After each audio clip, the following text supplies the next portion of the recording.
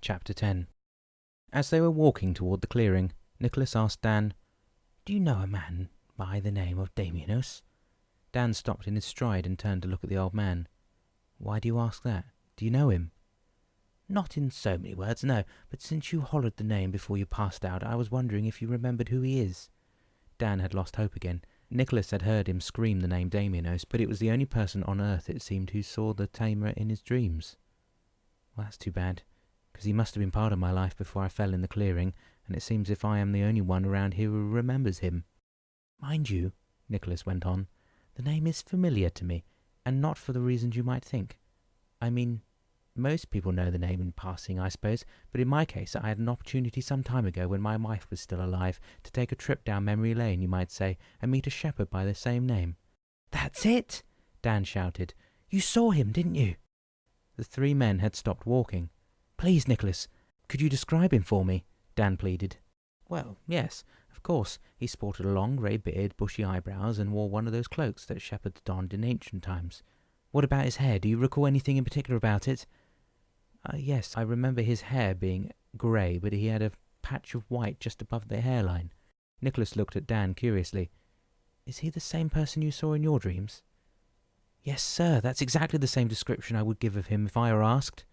"And when you said you and your wife took a trip down memory lane, what did you mean?" Gustavo queried, quite interested in Nicholas's account. "That's a long story, and one that probably wouldn't help Mr. Politano, at least not at the moment, anyway." With these words they entered the clearing, and Nicholas led Dan and Gustavo to a particular tree. "This is where I found you." He pointed to the base of a tall oak tree. "And I came to you as fast as I could, but since I'm unable to run, you are unconscious by the time I reached you." "That's a mighty tall tree," Gustavo remarked, shooting a glance upward to its expansive canopy. "You could certainly hurt yourself if you fell from one of those branches." "It's one of the first things the nurse told me when I woke up in the hospital. She said I had fallen from a tree," Dan added. "Yes, I could see why someone should arrive at that conclusion," Nicholas said, "when there was nothing else that could hurt you the way it did." "You mean there was no one else in the clearing when you arrived, is that it?" "Yes, besides I didn't see any bruising on your skull, as when someone had received a blow to the head, so I didn't think you had been attacked in any way." "And where did you find a payphone around here to call the ambulance?" Gustavo asked. He hadn't noticed any phone box anywhere near the clearing. "Oh, that was a stroke of luck, really. As I went back to the path, I saw someone holding one of those portable telephones, and I asked if he could dial 911 for me." "Wow, that was lucky all right," Gustavo said. "Was he a lawyer or something?" "He said he was, yes, and he waited for the paramedics to arrive while I returned to sit and wait at your side until they came to attend to you." Dan was looking down at the spot where he had met his troublesome fate when he asked, "Would you mind very much if I asked you to tell us about that trip down memory lane?" Nicholas chuckled lightly. "I wouldn't mind at all, but today I don't think I would have the time, I'm sorry. You see, I have a granddaughter who's punctual to a fault, and missing the dinner bell is a grave sin." He paused long enough to notice Dan's deflated reaction. "But if you'd like to come back tomorrow, I would be pleased to tell you all about it." Dan's face brightened. "I think we could do that." He looked at Gustavo. "Yes, absolutely. I'd love to learn about that Damianos fellow too." "All right, gentlemen. I'll be seeing you tomorrow then," Nicholas said, already walking away in the direction of the path edging the clearing. Getting a little impatient, Malou said, "All right, whether Dad has anything to regret about his past, we need to find him first before we could ask him, so I think our time would be better spent in locating that book. What do you say?" She looked at each of her children in turn. "Okay, Mum," Stefano said, pulling the library ladder toward the farthest corner of the room. "I'll start up here if you want to look at the other end." "I guess I'll be the crawling bud again," Daniel said, a grin spreading across his face. As they resumed their search for the elusive book, Solangi got up from her seat and made her way to the lounge room. She felt tired and somewhat restless. She wasn't used to having a whole family traipsing about the house anymore. Those days were long gone, and now she longed to return to Damien's side. Although she knew he was observing her every move, it was not the same. She sat in her chair beside the fireplace and prayed silently for Malou and her children to find the book quickly. While her eyes were closed, she saw her beloved husband come to her in her thoughts. "You shouldn't worry, sweetheart," he murmured. "It won't be long now." "I guess not," Solangi replied quietly. "But as you've probably noticed, I've made an awful mistake." "Please don't worry about it. As Stefano said, anyone can make mistakes. Besides, you recalled the right verse in the end, didn't you?" Solangi nodded and smiled. It was only a few minutes later, that she heard a huge scream emanating from Gabby's mouth, announcing that she had found the book. "At long last," Salangi said to herself.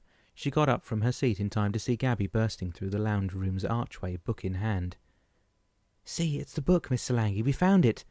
Malou, Stefano and Daniel came rushing into the room after her. "But it's got a lock, just like our book did," Malou said, pointing to the side of the hefty volume. "Do you know where this key is?" Of course, I remember now. It's the key that I gave you to open the bureau, Gabby. Do you still have it?" Salangi peered into the young woman's eyes. "Well, I left it in the lock of the desk. It must still be there," Gabby said, practically running to the bureau. And yes, the key was still sticking out of the lock. "There you go." She grabbed it and handed it to Salangi. "Well then, Gabby, please give the book to your mum, and when it's time, we'll open it." "What do you mean, when it's time?" Stefano asked. "Can't we just open it now?" "In the morning will be time," Salangi replied sternly. "But for tonight, I think we all need some rest. It's late, and for the journey you're about to undertake tomorrow, I think it's best."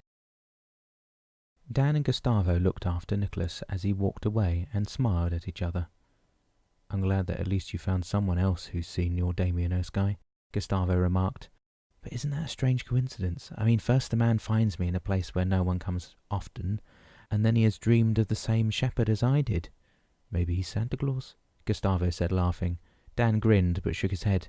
"I wish he was, but he's probably a charitable man who's got a lot of money to go round, that's all." "All right then," Gustavo said. "What would you like to do now? Shall we find Fabio's place?" "I don't know if we have time. It's getting late. As you said, it's near the airport or something." "We could take the bus and at least see the place. If you recognize it, or if it triggers something in your memory, we could always come back. What do you say?" "Okay, we can try. And if it's in fact where I live, we could come back in the morning with our bags and get settled." "Now you're talking," Gustavo agreed. "Okay, let's get out of here then." It took them the better part of an hour to make it to the front of Fabio's place. While riding the bus, Dan already had noted a few things that he remembered, a pizza place in particular. They had decided that on their way back they would have a bite to eat at that restaurant before returning to the shelter. "How about it?" Gustavo said, looking up at the building. "Does it tell you anything?" "Not much, except that I've been here before." "Well, that's a start. Why don't we ring the manager and see if he recognizes you?" "Sure, but somehow I don't think I live here. It's not my kind of place." "What do you mean by that? It could be just a temporary arrangement." "Okay, let's go then." As they opened the main entrance door, a man came out and paused, looking into Dan's face. "Well, hello there, Dan. How are you? I haven't seen you in a couple of days. Did you go back to see your parents?" Dan drew a complete blank. He stared at the young man, who was about his own age, well-dressed and apparently ready to get to his car, jangling keys in hand.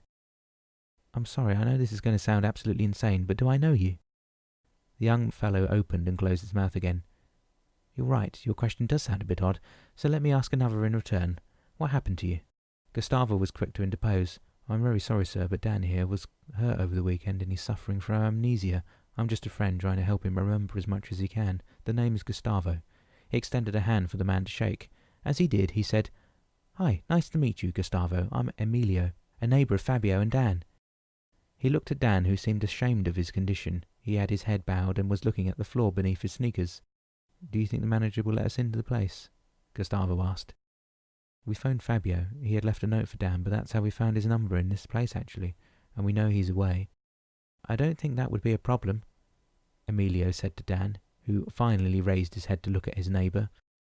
"I feel like such an idiot right now," he mumbled. "I'm sorry." "Don't worry about it, man. How did you happen to lose that memory of yours? Were you in an accident?" "Well, it's hard to explain, but someone found me in Bill Butler Park unconscious. More than that I couldn't tell you." "Wow, that's a long ways away from here. Do you know what you were doing there?" Dan shook his head. "Sorry, I couldn't even remember my name at first, but no, I can't explain any of what happened. As I said, don't you worry about a thing. I happen to know the manager pretty well, and I'll get him to come down and let you in the apartment." He turned to Gustavo. "What about you? Where do you live?" A little embarrassed, Gustavo replied, "I was travelling and found a hostel not too far from the hospital, and that's where I met Dan. We're lodging together for now." "Okay, but let's not stand here between two doors, and go to the manager, Joe is his name, by the way, and see if he's got a spare set of keys, shall we?" Both Gustavo and Dan nodded in unison and followed Emilio to the elevator. Dan felt ill at ease for some reason, mainly because he could not place Emilio anywhere in his past. He felt as if this was all unreal to him.